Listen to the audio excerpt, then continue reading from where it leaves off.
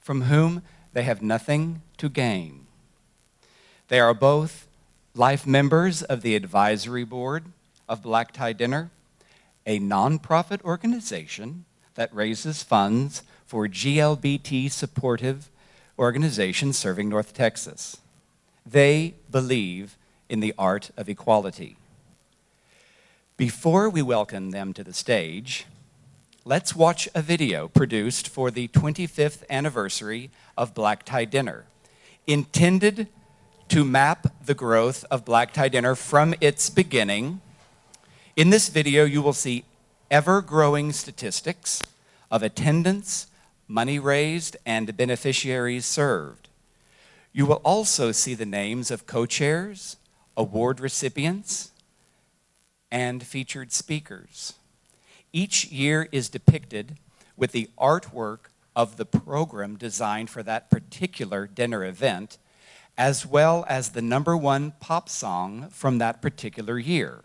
So let's enjoy watching the growth of the first 25 years of Black Tie Dinner.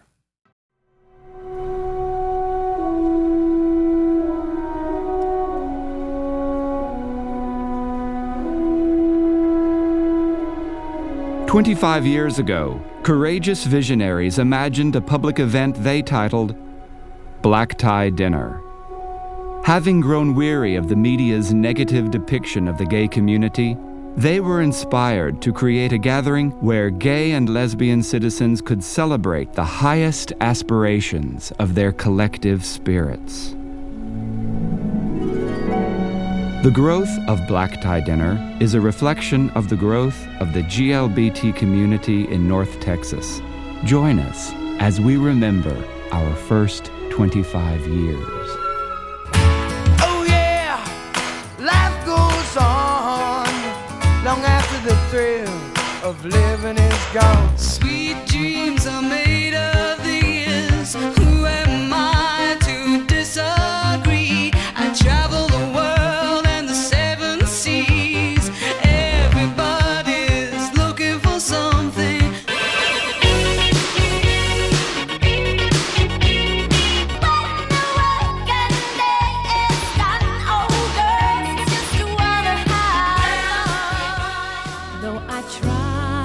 To resist being last on your list, but no other man's gonna do. So I'm saving all my love for you. That's what friends are for good times and bad times. I'll be on your side forevermore.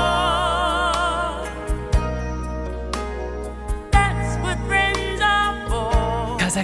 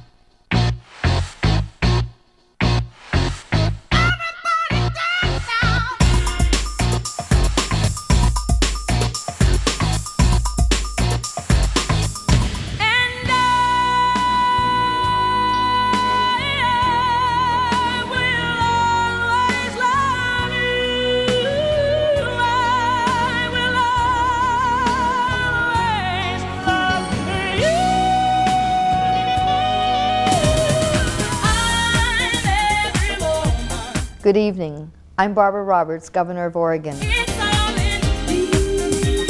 I can read your thoughts right now. Every word from A to Z. All I wanna do is have some fun. I got a feeling I'm not the only one. All I wanna do is have some fun until the sun comes up over Santa Monica Boulevard. Baby, I compare you to a kiss from a rose on the grave. It is getting harder and harder to tell where the mainstream stops and the lunatic fringe begins.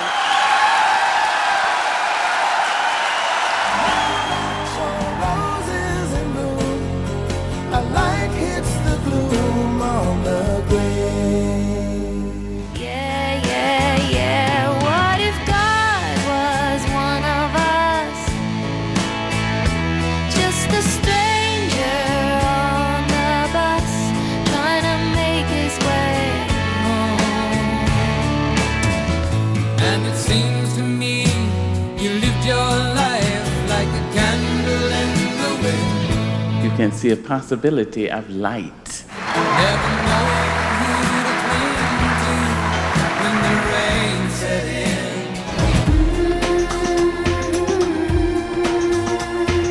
Give yourself to me.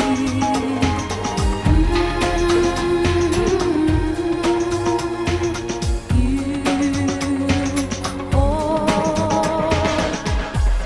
the key. Every morning there's a halo hanging from the corner of my girlfriend's four-post bed. I know it's not mine, but I'll see if I can use it for the weekend or a one-night stand. Music makes the people come together. Music makes the bourgeoisie and the rebel.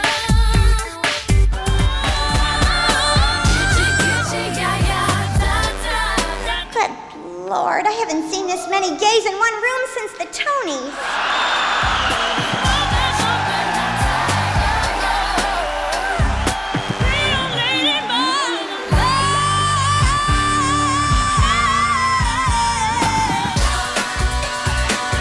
Coming up, so you better get this party started. I'm coming up, so you better.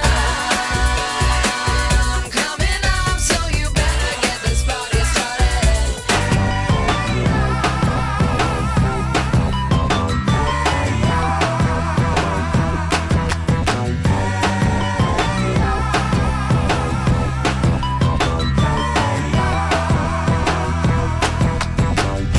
This love has taken its toll on me, and I have no choice, 'cause I won't say goodbye anymore. I will consider that I've done a good job tonight if I can put a smile on your face just half as broad as the one on Tom DeLay's mugshot.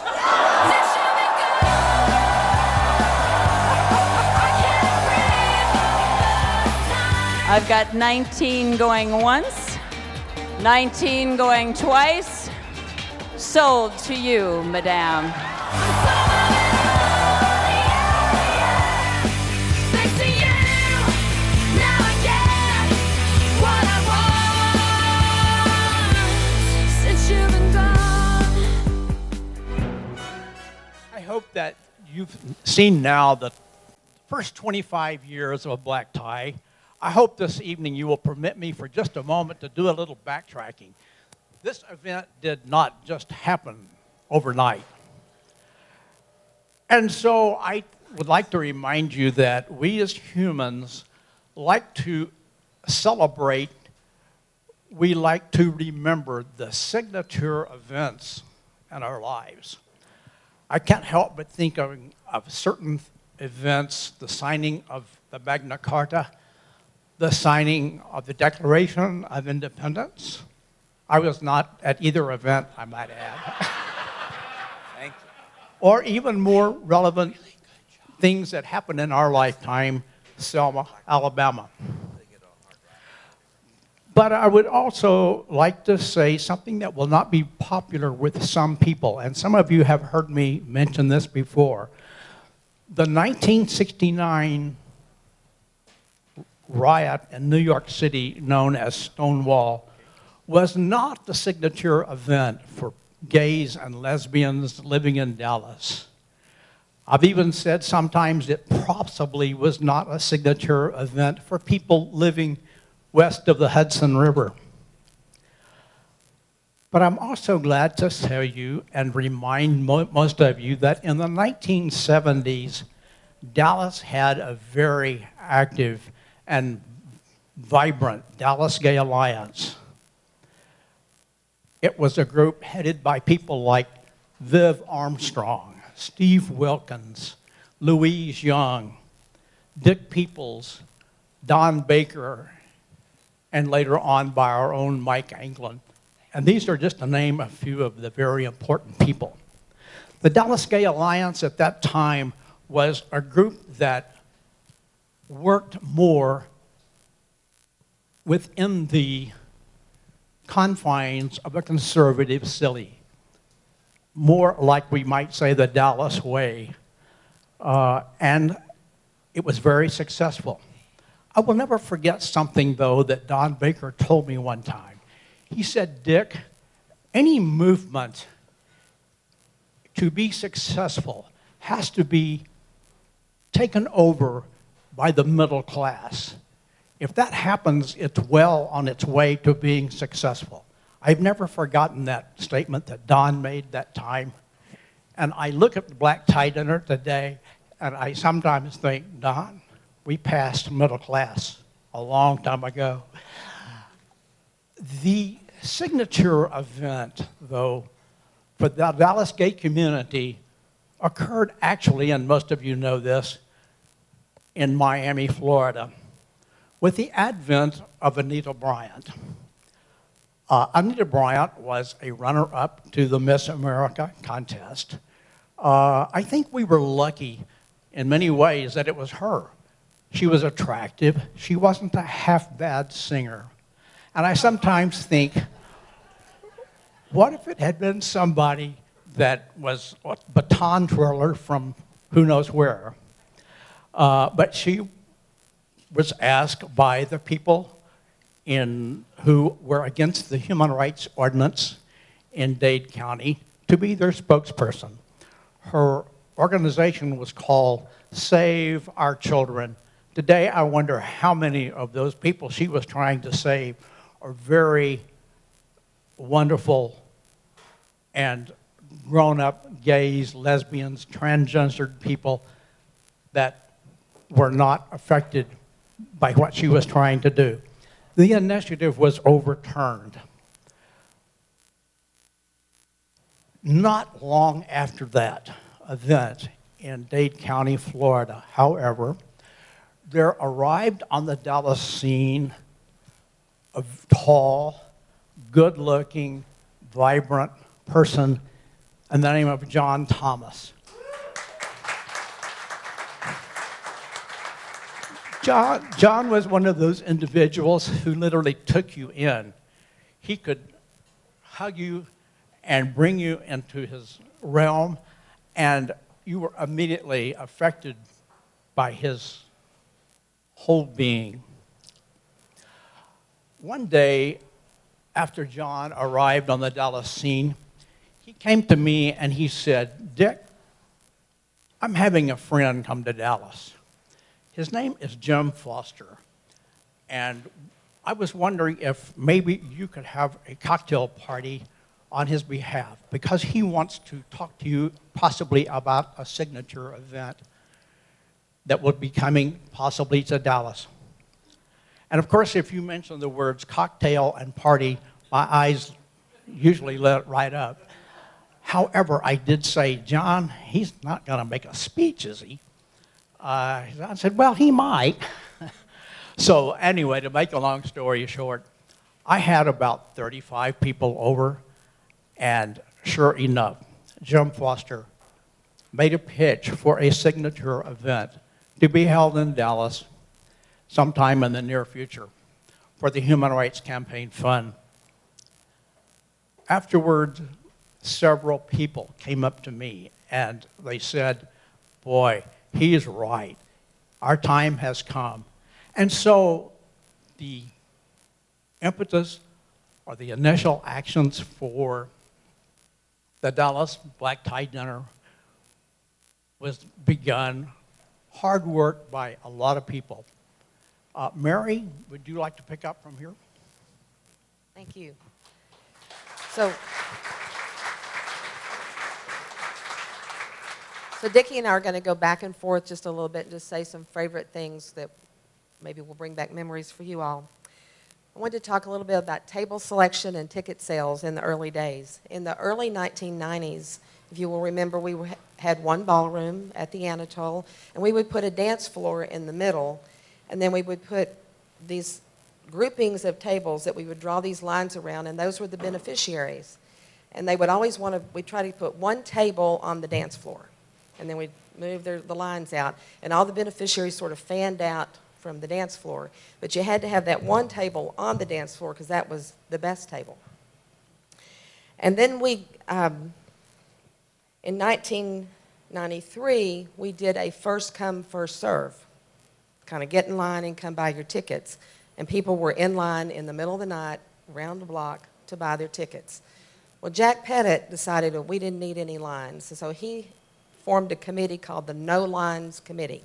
And in 1994, we did our first lottery, where people put their name in a big bowl, and it was all in there, and then we all sat down, and then the co-chairs would draw your name, and you would come up to the stage, and you would pick your table, and then they would mark it off this big list so everybody could see. And if you were near the end, you were just trying to think ahead of time where you were going to pick your table. But that system has evolved. Now you just open up your computer, you just pick your table, you select it, and you pay for it online. So things have really evolved. Now we've gone from having the best seats in the house where that one table on the dance floor to some people now think they want to be at the front of the room. Some people think they want to be at the back of the room so they can be near the bar or the bathroom or the silent auction. Some people don't care where they are as long as they can be near their friends. And as we say, all tables and all seats are really good.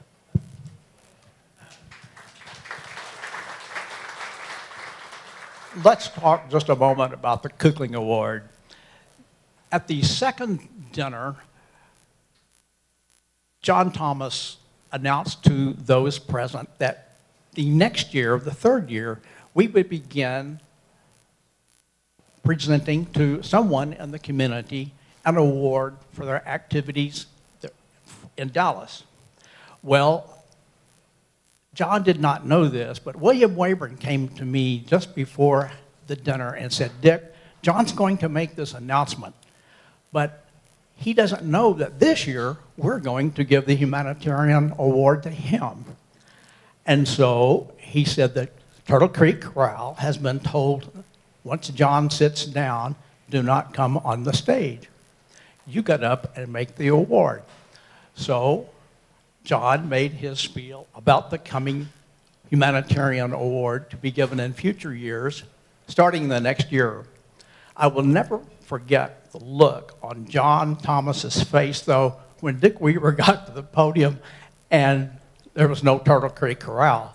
He was just absolutely stunned, but I was so pleased that I was able to give John Thomas the very first deserving Cookling Award.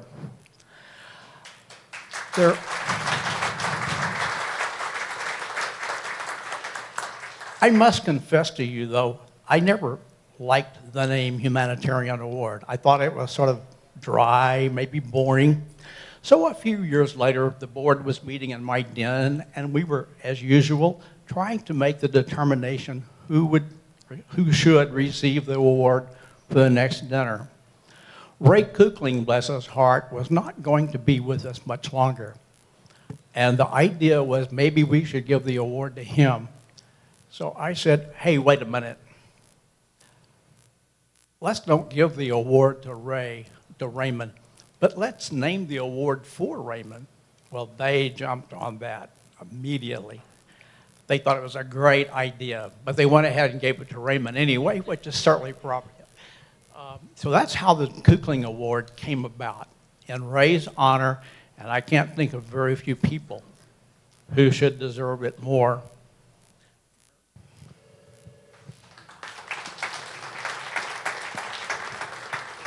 So back in the early 90s, if you'll remember, there was no media invited or allowed to attend the dinner. And this was because people were afraid that they might be outed if their pictures showed up in the newspaper or on the television. And that was the time in our community when you could be fired for being gay. So we had to be able to promise our attendees that there would be no media. And then a few years later, we would have a table at the back of the room that the media could come and be there to report on the dinner, but they were not allowed to take any pictures, any panning of the audience, that sort of thing.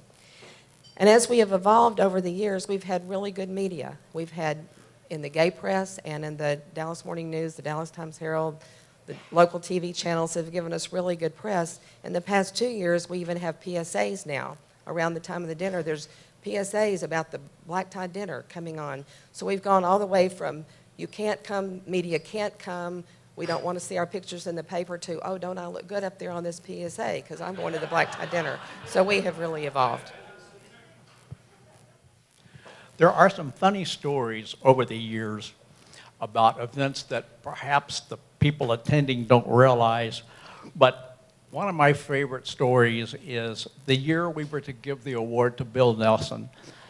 Back then, the person receiving the award did not know in advance. However, I did go to Terry Thibodeau, his partner, and I said, Terry, I probably shouldn't tell you this, but Bill Nelson is to receive the Kukling Award this year. And Terry said, fine.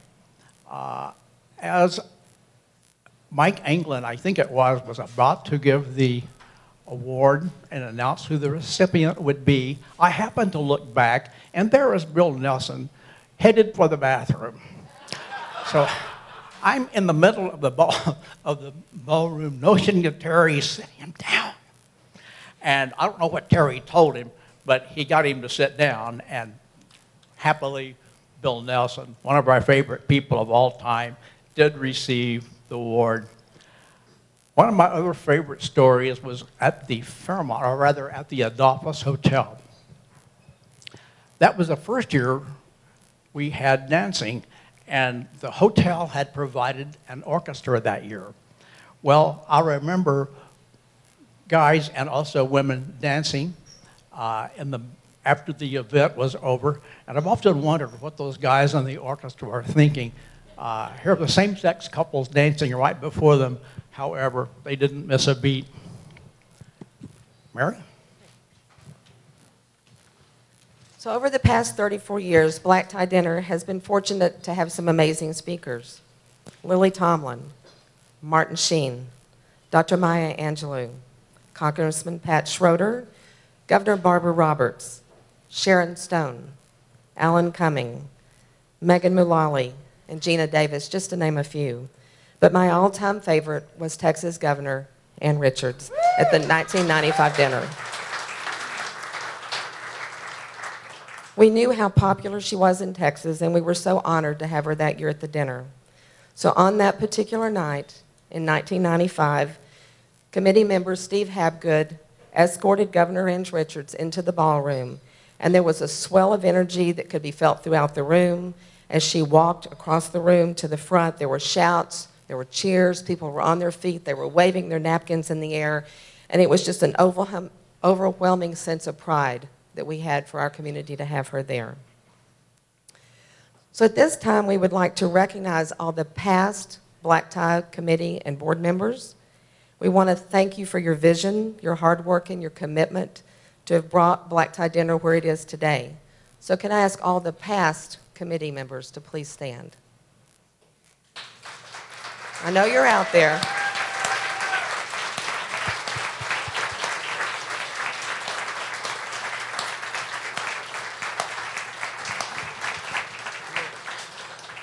I would take like just a minute now to say a word about the current board. Let me tell you, these guys and women are just awesome. They come up with ideas and things that just blow my mind. I think Mary would probably agree with this. Your black tie dinner is in wonderful hands for the future. As I said, they are awesome, they are incredible, they are committed, and they are our future leaders of tomorrow. So please, every chance you get, give them your support and your help. I cannot stress this enough, and right now, would all of the current board members of the Black Tie Dinner stand up wherever you are? I know you're here.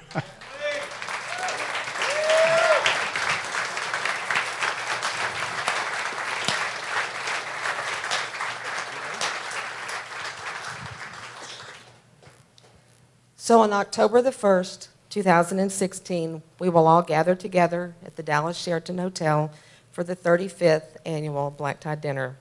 We hope that you'll all come and join us for that celebration. There have been many changes since those first years. We've changed the number of attendees. We've changed locations a few times. We've changed the way we sell tickets. And we changed the way that we promote and manage silent auction and raffle tickets. We've changed in many ways, but we continue with many traditions. The Black Tie Dinner continues to have engaging programs. We continue to honor amazing people for the work they do. We continue to entertain, empower, and educate our audience.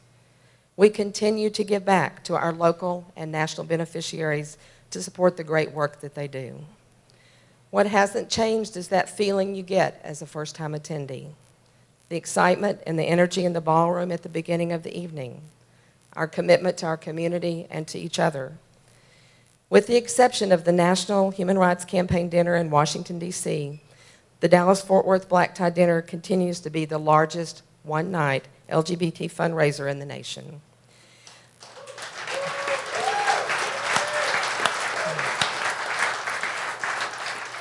The Dallas-Fort Worth Black Tie Dinner sends more money to the Human Rights Campaign than any other dinner event in the nation. So we want to thank those who came before us, those who believed in this dinner and worked tirelessly to help it succeed. We miss those that are no longer with us, and we hope that we have made them proud of what has been accomplished. We hope that the generations to come will realize how fortunate we are to have been a part of this group. And we hope that you will join in helping the Black Tie Dinner continue to serve the Dallas-Fort Worth community. Thank you very much.